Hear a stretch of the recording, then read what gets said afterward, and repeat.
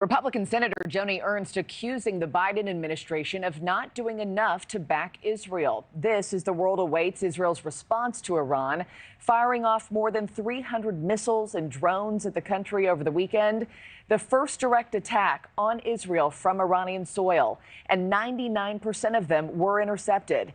The United States saying it will not be backing a counterstrike. Let's talk now with the outgoing, Deputy Mayor of Jerusalem, Fleur Hassan-Nahoum, current special envoy for the Foreign Ministry of Jerusalem. Mayor, thanks once again for being with me this morning. Thank you so much.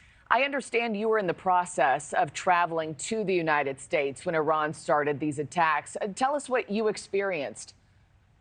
Well, we got to the airport and all of a sudden Israel announced that because there'd been a missile being sent from Iran, they would be arriving in Israel over the next few hours, that they're going to be closing the airspace. And my flight was at midnight, 12:30. They decided to close the airspace at 1 a.m. and then they brought the time for closing the airspace forward to 12:30. So literally my plane took off to New York just as the missiles were on the way into Israel. It's kind of crazy.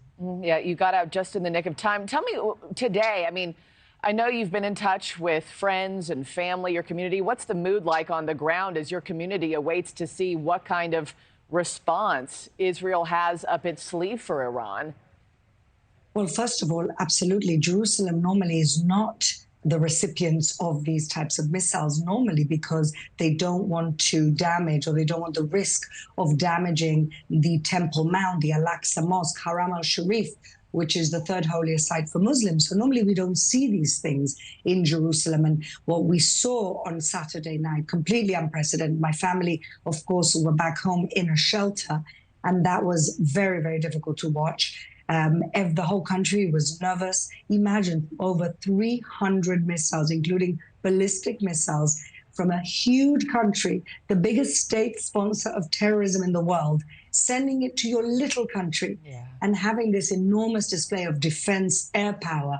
It's almost like science fiction. Yeah.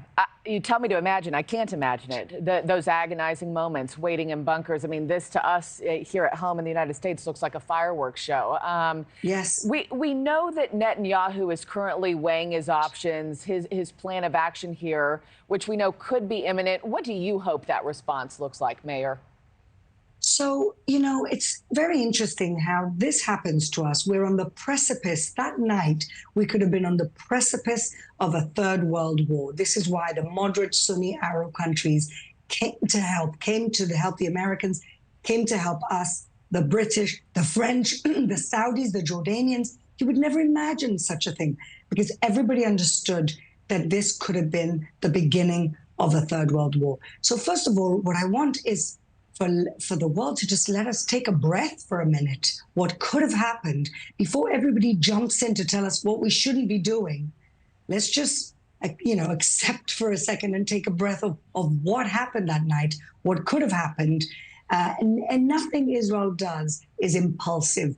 Even after the terrible massacre of October 7th, we didn't run into Gaza. We waited 2 weeks. Nothing Israel does is impulsive. Otherwise, we would have already retaliated. And again, we're not talking about retaliation. We're talking about defense. Iran still poses an existential threat to Israel. When people keep telling you they want to kill you, we have to believe them. Yeah, I know you've shared with our team nothing that Israel does is out of revenge. To your point, it is out of defense. Fleur Hassan-Nahoum, so glad that you're safe this morning. Please keep us posted. Thank you. And we'll check back in. Thanks for watching, everybody. Go to joinnn.com to find NewsNation on your television provider. Also, don't forget to click that red subscribe button below to get more of NewsNation's fact-driven, unbiased coverage.